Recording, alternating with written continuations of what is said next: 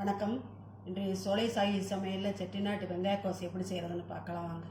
தேவையான பொருட்கள் 5 வெங்காயம் அரிஞ்சு வச்சுருக்கிறேன், தக்காளி 1 தக்காளி போட்டிருக்கிறேன் அரிஞ்சு வச்சுருக்கிறேன், சோம்பு, மிளகு, கருவேப்பிலை, கொத்தமல்லி, நல்லெண்ணெய், 2 ஸ்பூன் தனி மிளகாத்தூள், பாசிப்பருப்பு 1/2 ஸ்பூன் வேக வச்சு வச்சுருக்கிறேன். அரைக்கிறதுக்கு தேங்காய் ஒரு 4 ஸ்பூன் தேங்காய், 1 ஸ்பூன் பொட்டுக்கடலை, 1/2 ஸ்பூன் ஜீரகம், 1 ஸ்பூன் சோம்பு. எண்ணெய் ஊற்றிட்டேன், நல்லெண்ணெய் தான் இதுக்கு நல்லாயிருக்கும். எண்ணெய் காஞ்சிருச்சு, மிளகாய் போட்டுக்கலாம். அடுத்து கொஞ்சமாக சோம்பு போட்டுக்கலாம்.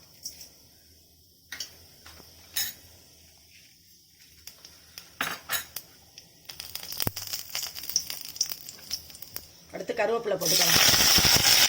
அடுத்து வெங்காயத்தை போட்டுக்கலாம். இந்த மாதிரி நீளமாக வெட்டினா தான் நல்லாயிருக்கும் வெங்காயத்தை.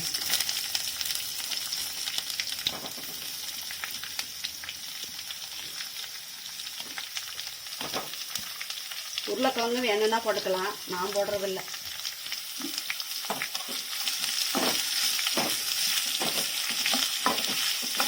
உப்பு போட்டுக்கலாம். வெங்காயம் வந்து தேவை போட்டு வதக்கிடலாம். ரொம்ப வதங்க வேண்டாம், ஓரளவு வதங்கினா போதும்.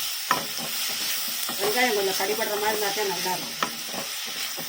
இந்த டிஷ்ஷு செட்டிநாட்டு இது கத்திரிக்காய் கோசமல்லி மாதிரி தான் இதுவும். கத்திரிக்காய் கோசமல்லியோட லிங்க் வேணும்னா டிஸ்கிரிப்ஷனில் கொடுக்குறோம், போய் பார்த்துக்குங்க.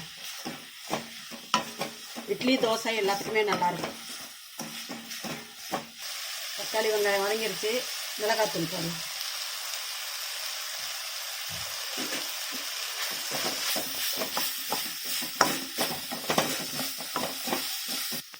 அரைச்சி வச்சிருந்த பேஸ்ட்டை ஊற்றி வரலாம்.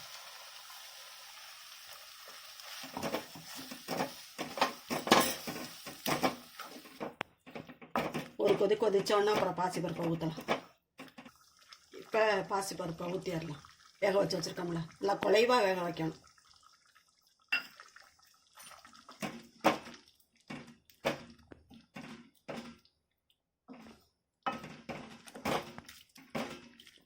நல்லா கொதிக்கட்டும்.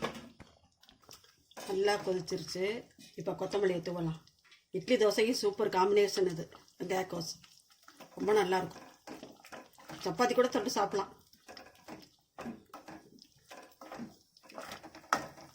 ஸ்டவ் ஆஃப் பண்ணிடலாம். வெங்காய கோசு எப்படி இருக்குன்னு செஞ்சு பாருங்கள். செஞ்சு பார்த்துட்டு கமெண்ட்ஸில் சொல்லுங்கள். பிடிச்சிருந்தா லைக் பண்ணுங்கள், ஷேர் பண்ணுங்கள். சோலை சாயி சமையலுக்கு சப்ஸ்கிரைப் பண்ணுங்கள். நன்றி, வணக்கம். நாளைய வீடியோவில் பார்க்கலாம்.